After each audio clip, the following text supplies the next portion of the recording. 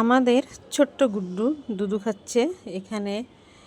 আর কিছুদিন পরে গুড্ডু কেমন হলো, তারপরে পড়ার টেবিলে গুড্ডু, ইয়াং বয়সে গুড্ডু।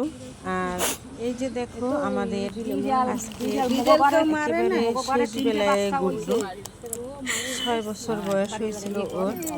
তো ওর কিন্তু এভাবে মারা যাওয়ার কথা ছিল না। যাই হোক,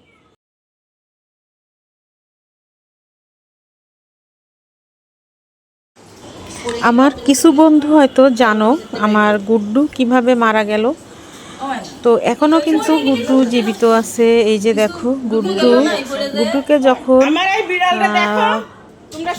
পিটানো হয়েছিল নির্মমভাবে, তো তখন গুড্ডু কিন্তু এই যে একটু একটু করে হেঁটে বেড়াচ্ছিল ঘরে এসে। তারপরেই হঠাৎ করে শ্বাসকষ্ট হলো, তখনও কিন্তু এই যে হাঁটছিল, তখনও কিন্তু ওর শ্বাসকষ্ট ছিল। কিন্তু এরপরে প্রায় আধা ঘন্টার মতো হবে, এর মধ্যেই গুড্ডুর কী হলো, হঠাৎ করে খুব বেশি শ্বাসকষ্ট হলো। তারপরেই একেবারে শ্বাসকষ্ট নিয়েই আস্তে আস্তে ধীরে ধীরে ঢলে পড়লো মৃত্যুর কোলে। তো এভাবে ওর কিন্তু চলে যাওয়ার কথা ছিল না। ওকে মানে এটাকে বলে জোরপূর্বক মেরে ফেলা। কার এত ক্ষোভ ছিল জানি না। তো তোমাদের সাথে কথা বলতে বলতে আমারও গলাটা ভারী হয়ে আসছে। আমি কিছুতেই মেনে নিতে পারতেছি না এই মৃত্যুটা। অসুস্থ হয়ে কোনো রোগ হয়ে মারা গেলে সেটা মেনে নেওয়া যায়, কিন্তু এই মৃত্যু কখনোই মেনে নেওয়া যায় না। দেখো আমাদের গুড্ডু একটা সন্তানের থেকেও অনেক কষ্ট হয়। একটা বিড়াল লালন পালন করতে ওরা অনেক কষ্ট দেয়, তারপরও আমরা সহ্য করে নেই সেইটা।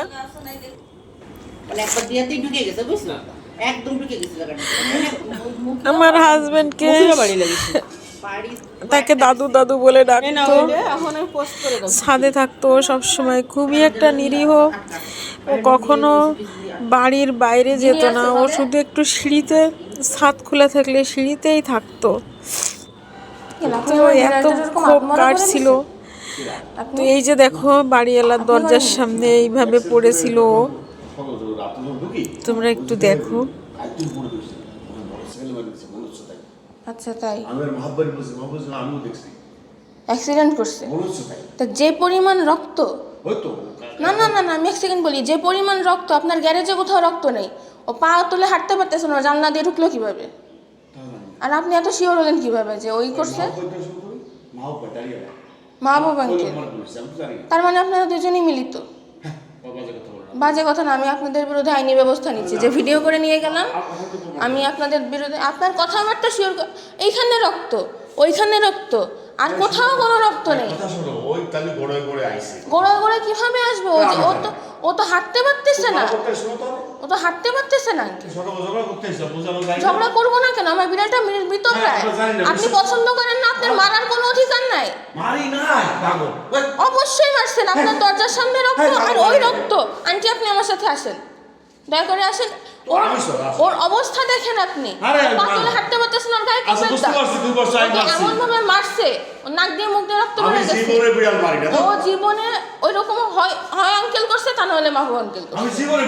এইখানে রক্ত, ওইখানে রক্ত, আর ভাই বেচারা হাঁটার মতো অবস্থায় নাই। বন্ধুরা তোমরা সবাই জানো যে ভিডিওতে ব্লাড দেখানো যায় না, তাই আমিও দেখাতে পারলাম না, তাহলে তো কপিরাইট আসবে। যতটুকু পারলাম আমি তোমাদের দেখালাম, তারপরেও জানি না কতটা কী হবে। এই যে গুড্ডু যখন মারা যাওয়ার পরে তারপরে আমরা গুড্ডুকে নিয়ে যাচ্ছি, আমরা ওকে কবরস্থানে নিয়ে যেয়ে তারপরে ওকে মাটি খুঁড়ে কবর দিব। এর জন্য তোমরা আমার সঙ্গে থাকো, পুরো ভিডিওটা দেখো বন্ধুরা। এই যে দেখো আমরা যাচ্ছি মানে এই যে এখানে নিরালায় যে আমাদের পাশে একটা কবরস্থান আছে, সেখানে যে ওকে আমরা মাটি দিব।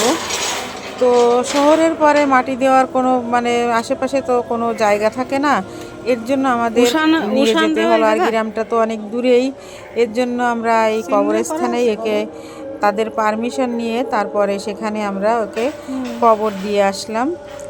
তো আমরা এই যে কবরস্থানে চলেও আসছি। একটা ভ্যানে করে ওকে নিয়ে তোমাদেরকে ওর মৃতদেহটাও একটু দেখাবো। তো সঙ্গে থাকো আর দেখো। ওই যে ফোন দিছিলাম, ওই যে বিড়ালটা, একটা বিড়াল মানে। ও আমি ভ্যানে আসছি তো। আচ্ছা আচ্ছা আসে দেখি।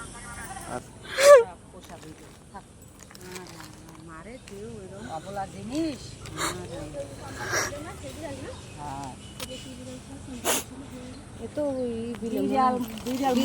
মারে না, ঘরে 3টে বাচ্চা হইছে।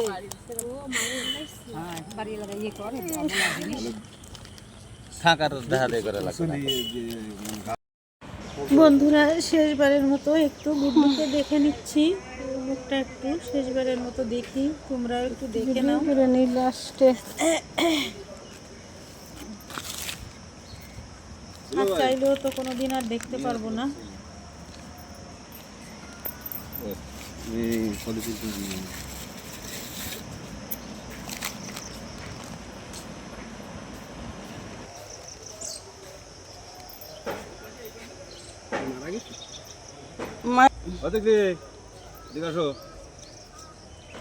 দেখো বন্ধুরা, এই যে এখানে কবরটা খোঁড়া হচ্ছে।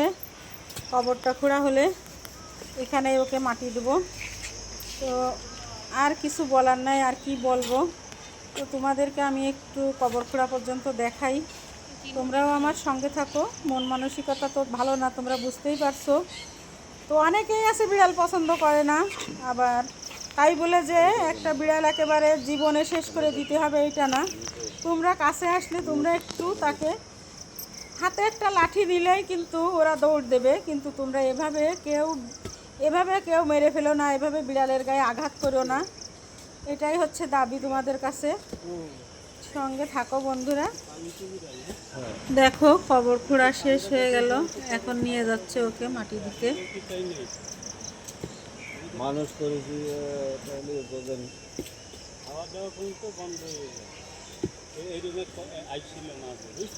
কবর দিতে আমার আগে একটা বিড়াল ছিল, ওই বিড়ালের জন্য আমার খাওয়া দাওয়া সত্যি বন্ধ হয়ে গেছিল, অসুস্থ হয়ে গেছিলাম আমি রাস্তায় হাঁটতে পারতাম না। হ্যাঁ, তো এইটা হচ্ছে সে অসুস্থ হয়ে মারা গেছিল, আর হচ্ছে হাতে ধরে মেরে ফেলা, তো বাড়ই মেরে ফেলিছে, বাড়ই মেরে ফেলিছে।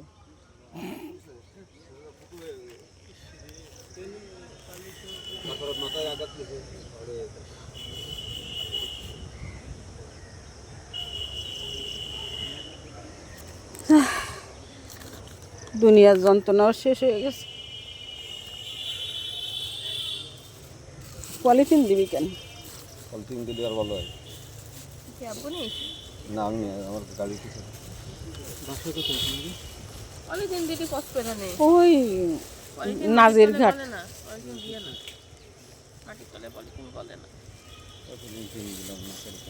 দেয়া লাগবে না পলিথিন।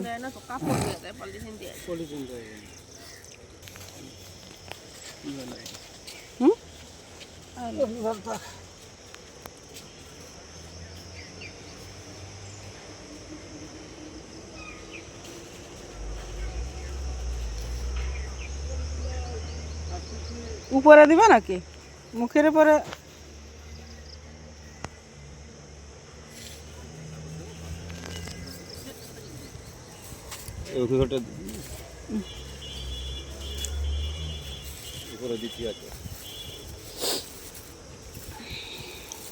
বন্ধুরা দেখো খবর দেওয়া হয়ে গেল, এখন ওরা চলে আসতেছে। এখন আমরা বাসায় চলে যাব। তো তোমাদের কবরখানার আশপাশটা একটু দেখিয়ে নিলাম। এখানে মাঝে আমার একটা দেবর মারা গেছিল, তাকেও এখানে দাফন করা হয়েছিল। আর আজকে গুড্ডুকে রেখে আসলাম, রেখে এখন আমরা বাসার দিকে যাব। তো দিনটা আজকে ভালো যাবে না জানি।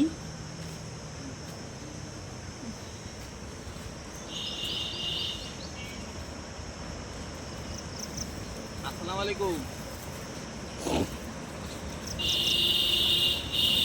আসসালামু আলাইকুম।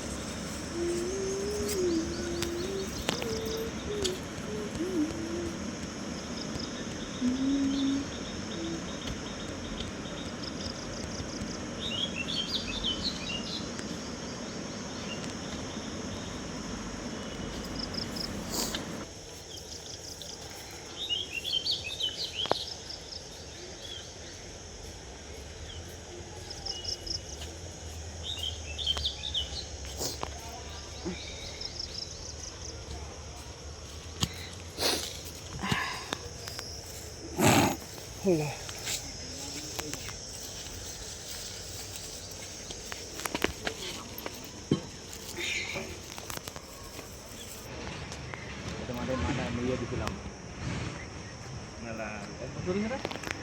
বেশি